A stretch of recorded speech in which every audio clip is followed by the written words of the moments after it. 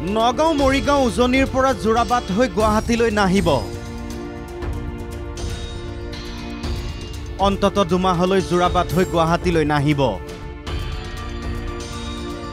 আহিল মানেই বিপদ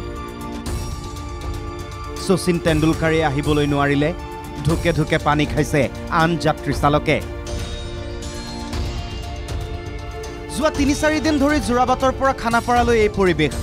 ঘণ্টাৰ পাছত ঘণ্টা ধৰি কেইবা কিলোমিটাৰ যানজট গাড়ী আগবাঢ়িছে যদিও সামুকীয়া গতিৰে নিশাৰ পৰা যান-বাহনসমূহ এইদৰে আবদ্ধ হৈ পৰিল কোনোবা 4 ঘণ্টা কোনোবা 5 ঘণ্টা 6 ঘণ্টালৈকে এনেকৈ আবদ্ধ হৈ থাকিবলগীয়া হ'ল যানজটত এক প্ৰকাৰ হাহাকাৰ অৱস্থা চালক যাত্ৰীৰ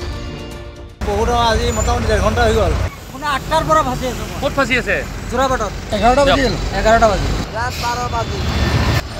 সোণাপুৰছে 27 নং ৰাষ্ট্ৰীয় ঘাইপথৰ যোৰাবাটৰ এটা অংশত চলিছে মেৰামতিৰ কাম 8.75 মিটাৰ পথৰ 50% বন্ধ হৈ পৰিছে কামৰ ফলত পৰিণতিত এখনকৈ পাৰ হৈছে বাহন সেয়ে এই যানজট বিষয়টোক লৈ সংবাদমেল সম্বোধন কৰিলে গুৱাহাটীৰ যান-বাহন আৰক্ষীৰ ডিচিপিয়ে যোৰাবাট হৈ নাহিলে কোনপিনে আহিব গুৱাহাটীলৈ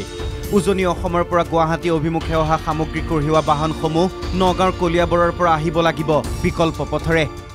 কলিয়াবৰৰ পৰা ডাইভাৰ্ট কৰি সেইখিনি গাড়ী শোণিতপুৰ জিলা দৰং জিলা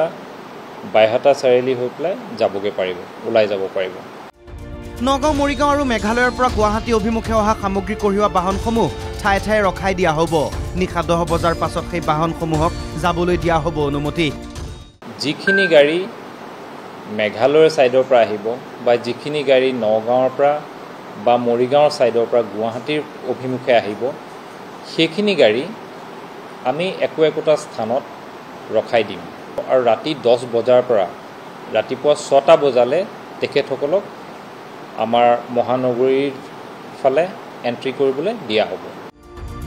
সৰু বাহনৰ ক্ষেত্ৰতো কেইটামান গুৰুত্বপূৰ্ণ পৰামৰ্শ ডিচিপিৰ উজনি অসমৰ পৰা আহিব লগা সৰু বাহনসমূহ দিগাৰু পইণ্টৰ পৰা দিগাৰু তিনিআলি হৈ আমচিং যোৰাবাট আৰ্মি কেম্প হৈ পাথৰকুঁৱৰীত ওলাব পাৰিব তাৰ পৰাই সোমাব পাৰিব গুৱাহাটীত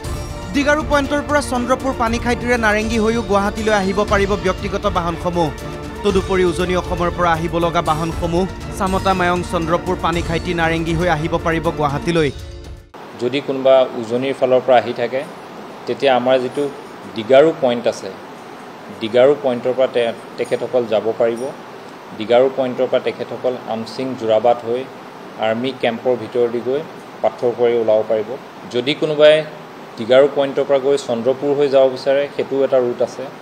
চন্দ্ৰপুৰ হৈ পানীখাইটি হৈ নাৰেংগী হৈ ওলাব পাৰিব যদি কোনোবাই উজনিৰ ফালৰ পৰা আহি থাকোঁতে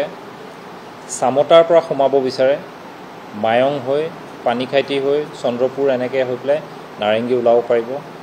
আৰু যদি কোনোবাই জাগিৰোডৰ ফালৰ পৰাও সোমাব বিচাৰে ঠিক সেইমতে চন্দ্ৰপুৰ হৈ যাব পাৰিব কাজিৰঙা ভ্ৰমণত থকা শচীন তেণ্ডুলকাৰো যোৰাবাট হৈ অহাৰ পৰিৱৰ্তে দিগাৰু হৈ আহিল গুৱাহাটীলৈ আমি এখেতসকলৰ কাৰণে আমি এটা ৰুট মই ইতিমধ্যে আপোনালোকক জনাইছোঁৱেই যে আমি সৰু সৰু যান-বাহনৰ কাৰণে যিটো ৰুট আমি ধাৰ্য কৰি থৈছোঁ আমি যিটো আহ্বান জনাইছোঁ ৰাইজক দিগাৰু হৈ সোমাব প্ৰথম পৰ্যায়ৰ মেৰামতিৰ কাম চলি আছে একে পথৰে হনুমান মন্দিৰৰ ওচৰতো বৃহৎ ফাট সেই স্থানত দ্বিতীয় পৰ্যায়ত চলিব কাম মেৰামতিৰ কাম সম্পূৰ্ণ হ'বলৈ অতি কমেও 2 মাহ লাগিব এই কামখিনিত আমাক NHAই জনোৱা মতে এই 80 মিটাৰৰ যিটো ষ্ট্ৰেচ এতিয়া তেওঁলোকে হাতত লৈছে আৰু বাকীখিনিত 2 মাহৰ এটা সময়ৰ কথা তেখেতসকলে আমাক জনাইছে 2 মাহ লাগিব